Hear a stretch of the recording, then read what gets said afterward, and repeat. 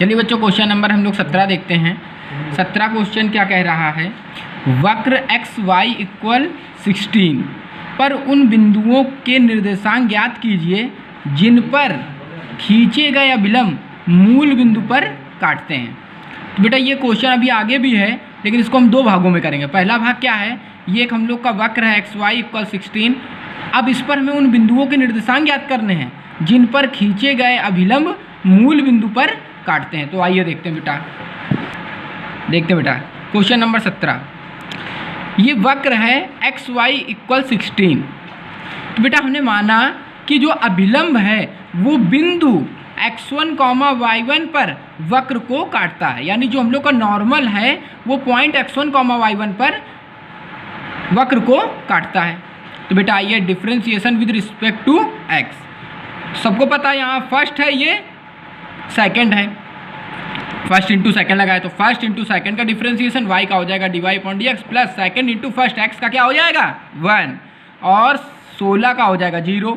यहाँ से dy/dx की बेटा वैल्यू निकाल लेंगे हम लोग तो आएगा -y/x।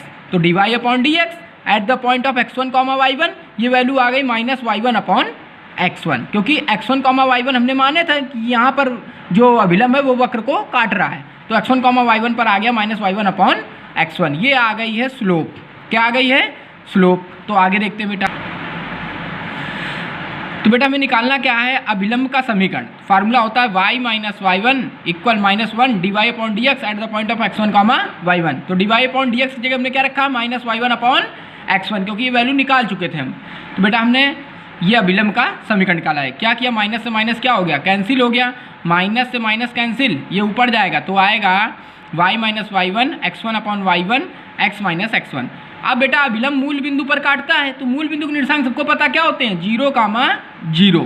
तो बेटा ये x है, ये y है, तो x की जगह भी 0 रखेंगे और y की जगह भी 0 रखेंगे। ये देखिए रख दिया हमने। तो बेटा यहाँ से y1 बराबर आ गया है x1² तो y1² बराबर आ गया है x1², तो y1 बराबर आ गया है x1।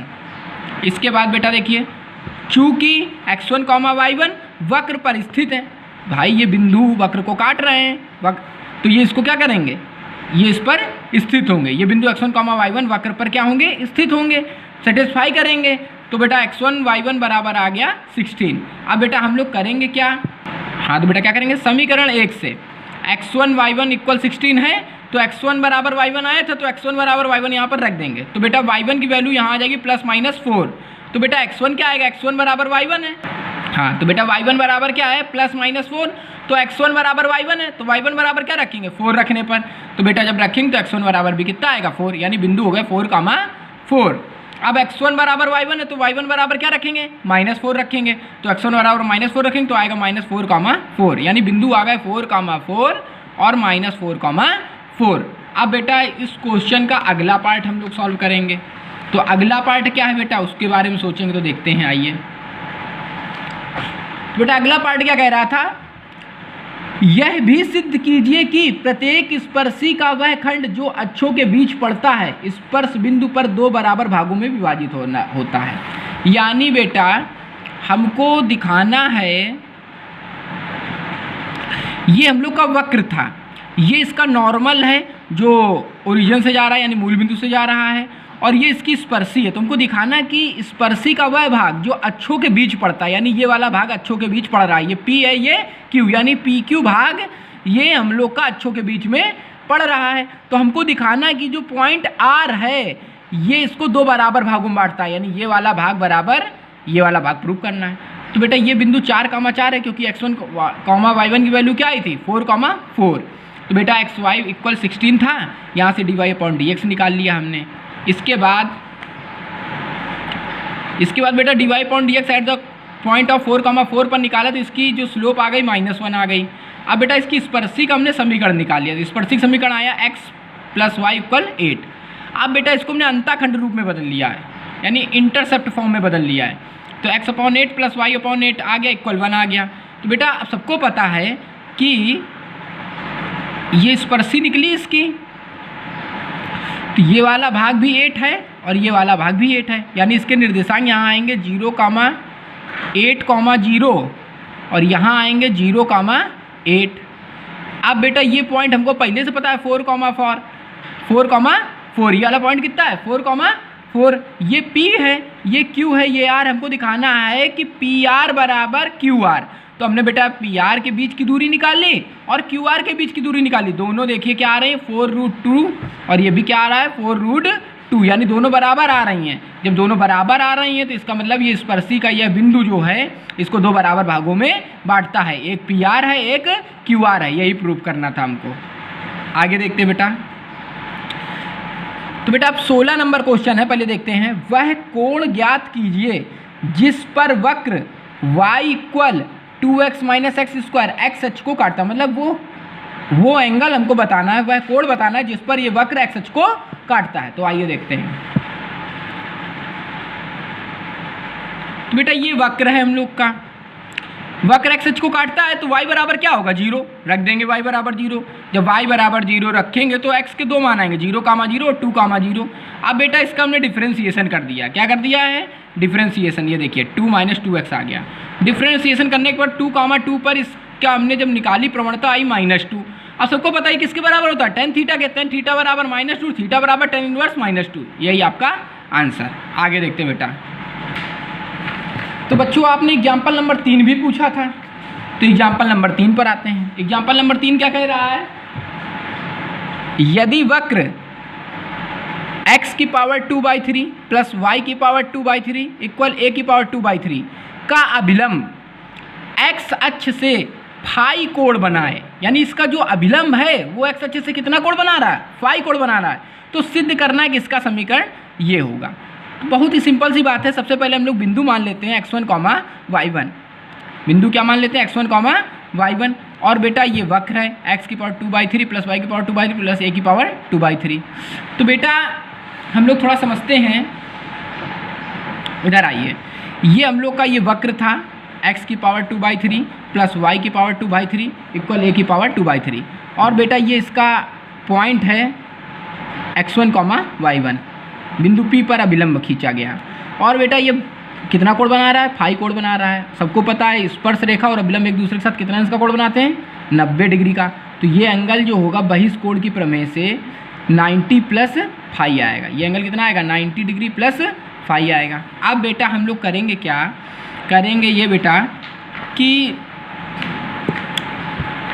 PT की इस प्रवणता निकालेंगे। किसकी निकालेंगे, अब बेटा हम करेंगे क्या PT की प्रवणता निकाल लेंगे। तो इसका झुकाव कितना है 90 प्लस फाई, और सबको पता है प्रवणता के लिए हम लोग क्या करते हैं m बराबर tan थीटा। तो यहाँ 90 प्लस फाई है तो भैया हो जाएगा 90 प्लस फाई, और tan 90 प्लस थीटा क्या होता है माइनस का कॉट थीटा, तो यह आएगा माइनस का कॉट फाई। और यही इसकी प्रवणता है, तो dy1/dx1 पर इसकी प्रवणता क्या आ जाएगी माइनस का कॉट फाई। अब आगे आइए देखते बेटा। अब ये हम लोग का वक्र था जो x की पावर 2/3 प्लस y की power 2/3 plus a equal a की पावर a/3, उसका हमने डिफ्रेंसिएशन कर दिया। डिफ्रेंसिएशन किया तो सब में x की पावर n का लगाए, x की पावर n का, फिर यहाँ भी x की पावर n का, और y का फिर से dy/dx, और कांस्टेंट का क्या हो जाता है 0। यहाँ से बेटा हमने dy/dx at the point of x1, y1 निकाला है। इसकी वैल्यू आई माइनस का y1/x1 की होल पावर 1/3। ये भी प्रवणता है, ये भी प्रवणता है, और पहले भी हमने प्रवणता निकाली, दोनों को बराबर कर दिया। ये देखिए दोनों को जब बराबर किया है बेटा तो माइनस से माइनस क्या हो गया कैंसिल, y1/x1 की होल पावर 1/3, ये आया है cos phi/sin phi। तो बेटा अब इसका हम लोग क्या करेंगे दोनों पक्षों में घन कर देंगे, यानी क्यूब कर देंगे। क्यूब करेंगे तो y1/x1 आ जाएगा इधर, क्योंकि ये 3 कैंसिल हो जाएगा, और यहाँ आएगा cos³ phi/sin³ phi। अब एक काम करेंगे बेटा, हमने करते क्या है y1/cos³ phi कर लिया इक्वल x1/sin³ phi कर लिया और इक्वल a मान लिया। तो बेटा यहाँ से x1 की वैल्यू निकाल ली हमने और यहाँ से y1 की वैल्यू निकाल ली, और x1, y1 पर खींचे गए अभिलंब का समीकरण निकालना। फार्मूला क्या होता है y - y1 mx - x1, क्योंकि भैया ये फाई कोण बना रहा है तो ये tan फाई हो जाएगा। ये देखिए फाई कोण बना रहा है, तो ये देखिए फाई कोण बना रहा है। जब फाई कोण बनाएगा तो m बराबर क्या होगा tan फाई। तो बेटा देखिए निकाल लिया। अब एक काम करेंगे बेटा हम लोग कि अभिलंब की प्रवणता tan फाई निकाल ही ली है। अब यहाँ पर हमने क्या कर दिया है कि cos फाई क्या कर दिया है हाँ बेटा समझिए, यहाँ हमने क्या कर दिया है, tan फाई को लिखा sin phi upon cos phi, तो cos फाई का इधर मल्टीप्लाई कर दिया, sin फाई इधर है। अब इसका अंदर मल्टीप्लाई करा के हमने इसको सॉल्व कर लिया है, तो ये हम लोग की क्या आ गया है, अभिलंब का समीकरण आ गया है। ये अभिलंब का क्या आ गया बेटा, समीकरण। अब बेटा एग्जाम्पल नंबर 4 देख लेते, 4 भी पूछा गया था। एग्जाम्पल नंबर 4 क्या है, उस त्रिभुज का क्षेत्रफल ज्ञात कीजिए जो वक्र के बिंदु A, A पर खींची गई स्पर्शी, फिर से ध्यान से समझिए क्वेश्चन क्या कह रहा है, उस त्रिभुज का क्षेत्रफल ज्ञात कीजिए जो इस वक्र के A, A पर स्पर्शी और अभिलंब रेखा और x अक्ष से बनता है। यानी कि बेटा हमको उस त्रिभुज का क्षेत्रफल ज्ञात करना है। ये देखिए त्रिभुज बनना है, इस त्रिभुज का क्षेत्रफल ज्ञात करना है जो इस वक्र की स्पर्शी, अभिलंब और x अक्ष से बनता है। तो यही तो त्रिभुज बनना है, देखिए ये त्रिभुज बनना है, इसका हमें क्या निकालना है, एरिया निकालना है। तो आइए पहले हम लोग समझते हैं क्या करना है स्टार्टिंग से। तो बेटा सबसे पहले हमने क्या किया, ये हम लोग का वक्र दिया है, यहाँ से y की वैल्यू निकाली और इसका x के सापेक्ष अवकलन कर दिया, तो dy/dx की ये वैल्यू आ गई है। आगे देखते हैं बेटा, आगे बेटा ये है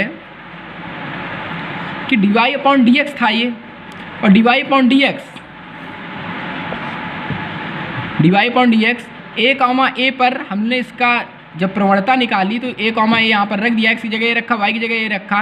बेटा जब सॉल्व किया तो वैल्यू आ गई 3, यानी कि जो प्रवणता आई है वो क्या आई है, ये देखिए ये स्पर्श रेखा है, ये साई कोण बना रही है, साई मान लिया गया यहाँ पर कोण, तो ये साई कोण बना रही है। तो tan साई की वैल्यू कितनी आ गई 3, क्योंकि ये भी प्रवणता है और इससे भी प्रवणता निकल ली, तो tan साई की वैल्यू आ गई 3।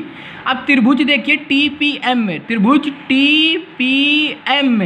TPM में आइए बेटा, तो tan साई बराबर क्या होगा, परपेंडिकुलर अपॉन बेस, यानी कि PM/TM, और tan साई की वैल्यू कितनी है 3, तो PM की वैल्यू 3TM आएगी, या TM आ सकता है PM/3, और बेटा PM कितना है A, कितना है A, तो TM आ गया A/3। अब बेटा हम लोग त्रिभुज कौन सा लेंगे, PMN, यहाँ लगाएंगे tan 90 माइनस साइन, तो PM/MN आएगा, और बेटा ये आएगा cot साई की वैल्यू यहाँ से निकालेंगे 3 है, तो ये 1/3 होगी, तो MN की वैल्यू क्या आएगी 3 है, कितनी आएगी 3 है, MN की वैल्यू 3 है आ गई बेटा। अब आगे त्रिभुज PTN में लगाएंगे तो TN क्या होगा, TN होगा TM प्लस MN, वैल्यू रख दी TM और MN की, बेटा ये आ गया आपका tan A/3। अब त्रिभुज PTN का क्षेत्रफल निकालेंगे, तो क्षेत्रफल क्या, तो 1/2 आधार इंटू ऊंचाई, तो आधार बेटा यहाँ से देखते हैं क्या है, आधार है TN और ये है PM, वैल्यू पुट करी बेटा, सॉल्व किया, यहाँ से आया 5/3 A² वर्ग इकाई, यही आपका क्या है क्षेत्रफल। ओके।